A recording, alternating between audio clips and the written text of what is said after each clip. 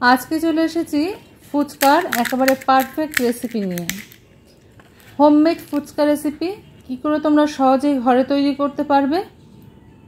আওয়াজটা শুনে নিশ্চয়ই বুঝতে পারছো কতটা মুচমুচে হয়েছে।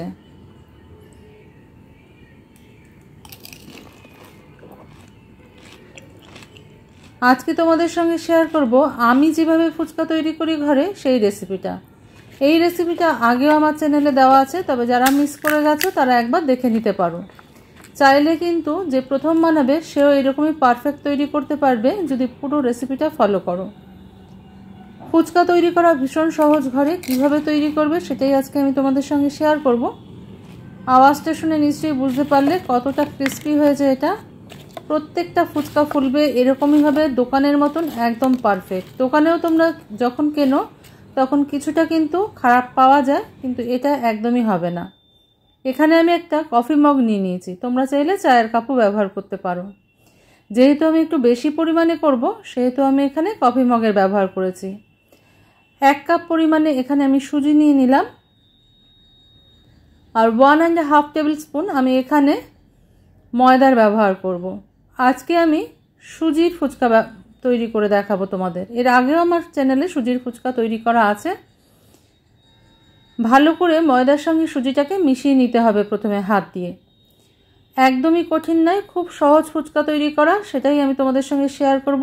একদম নর্মাল টেম্পারেচারে থাকা জল দিয়ে আমি এটাকে মেখে একটা সেমি সফট ডো তৈরি করে নেব।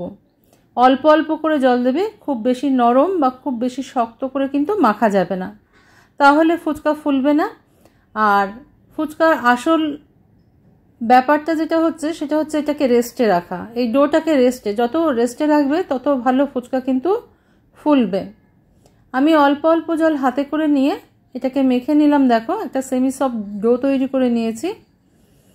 এবার এই ডোটাকে কিছুক্ষণ আমাদের রেস্টে রেখে দিতে হবে।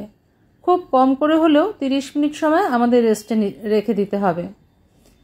তো আমি এখানে সামান্য একটু তেল উপরে দিয়ে দেবো যাতে এটা শুকিয়ে না যায়, যেহেতু সুজির জলটা খুব টানবে সেই জন্য অল্প একটু তেল আমি এর গায়ে মাখিয়ে দেবো। আর একটা ঢাকা দিয়ে রাখবো আধা ঘন্টার জন্য। বেশি সময় হলেও অসুবিধা নেই, তবে কমপক্ষে 30 মিনিট সময় রেখে দিতে হয়। ফিরে এলাম 30 মিনিট বাদে। এবার আমি এটাকে একটা দুটো লেচি তৈরি করে নেবো। লম্বা করে নিলাম, প্রথমে ছুরি দিয়ে কেটে নিলাম। দেখো তোমরা চাইলে বড় বড় কিন্তু করে রুটির মতন করে বেলে নিয়েও তৈরি করতে পারো, তবে আমার যেভাবে সুবিধা হয় আর আমি যেভাবে করি সেটাই তোমাদের সঙ্গে শেয়ার করলাম। এবার এই দুটো ডোয়ের থেকে দেখো আমি ছোট ছোট ডো কেটে নিয়েছি। এবার সেটাকেই লম্বা করে লেচি করে নিচ্ছি ছোট ছোট করে। Welcome to my cooking channel Shatabdi's kitchen. Shatabdi's কিচেনে তোমাদের সবাইকে স্বাগত। নমস্কার বন্ধুরা, আমি শতাব্দী। তোমরা সবাই কেমন আছো? আশা করি সবাই ভালো আছো, সবাই সুস্থ আছো। আজকের ফুচকার রেসিপি যে আমার মতন ফুচকা খেতে ভালোবাসো তারা কিন্তু অবশ্যই একবার বাড়িতে তৈরি করে দেখতে পারো। একদম পারফেক্ট হবে, আমি কথা দিলাম। এই দেখো ফুচকার এই যে লেচিগুলো আমি কেটে নিয়েছি ছোট ছোট, এটাকে একটা প্লাস্টিকের ব্যাগের মধ্যে আমি ঢুকিয়ে নিচ্ছি।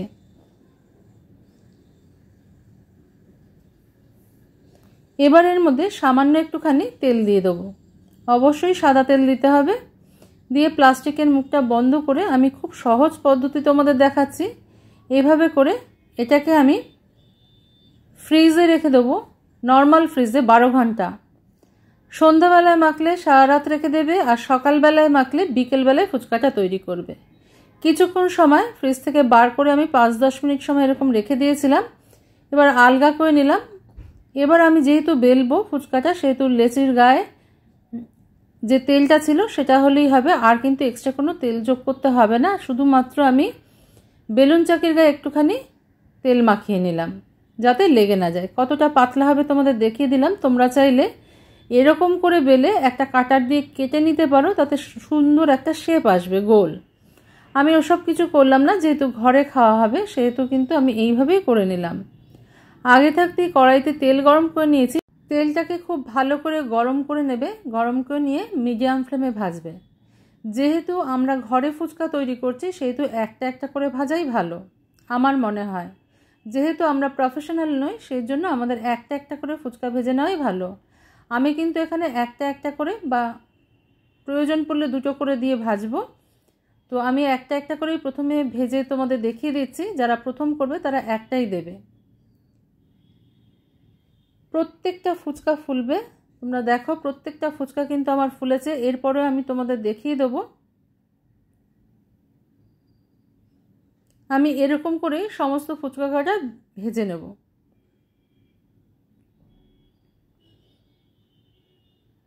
রেসিপিটা যদি ভালো লাগে বাড়িতে অবশ্যই একবার ট্রাই করবে। ট্রাই করে দেখবে যে ফুচকাটা সত্যি মুচমুচে হচ্ছে কিনা, ফুলছে কিনা, সবটাই কিন্তু করে দেখতে পারো পরীক্ষা করে। নিজেরা না করলে কিন্তু এটা বিশ্বাস করাটা মুশকিল যে ফুচকা ফোলে কিনা বা মুচমুচে থাকে কিনা, বা ফুললো, ফোলার পর নেতিয়ে পড়লো, এরকম কিন্তু একদমই হবে না। তোমরা একবার এই প্রসেসটা ফলো করে দেখতে পারো। আমরা মোটামুটি প্রত্যেকেই ফুচকা ভালো খাই, তো বাইরে থেকে অনেক সময় কেনা সম্ভব হয় না, এরকমভাবে কিন্তু ঘরে। আর দেখো 1 কাপ মতন সুজি দিয়ে কিন্তু অনেক ফুচকা তৈরি হয়। আর না হলেও আমার এখানে 100টা মতন, 100 থেকে 150টা মতন ফুচকা তৈরি হয়েছে। আমি আগের দিনও ভেজেছিলাম। দেখো আমার সব ফুচকা ভাজা হয়ে গেছে। আমি একটা ঝুড়িতে, অবশ্যই এরকম ঝুড়িতে রাখবে ফুচকা, তাহলে কি হবে কোনো দিক থেকে এটা কিন্তু মিয়ে যাবে না। আওয়াজটা শুনতে পাচ্ছ? এবার আমি ভেঙে দেখিয়ে দিচ্ছি। দেখো এতটাই কুড়মুড়ে হবে, মুচমুচে হবে ফুচকাটা।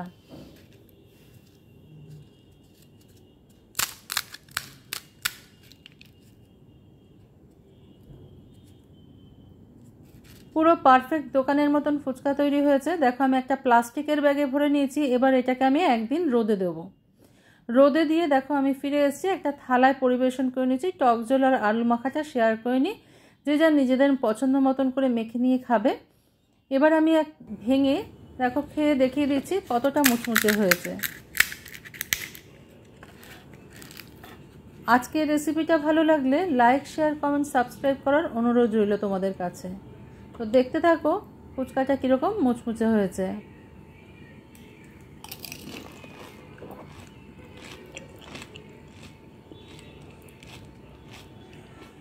আমি এরকম করে ফুচকা কিন্তু ঘরে তৈরি করি, তোমরা চাইলে একবার চেষ্টা করে দেখতে পারো। বহুবার চেষ্টা করেছি আমি ফুচকা তৈরি করা, কিন্তু আমি দেখলাম এই পদ্ধতিতেই আমার ফুচকাটা সবচেয়ে বেশি ভালো হয়। এটা আমার সম্পূর্ণ নিজস্ব মতামত। আমি ফ্রিজে 12 ঘন্টা রেখে দিই মেখে, তারপরে এটাকে তৈরি করি।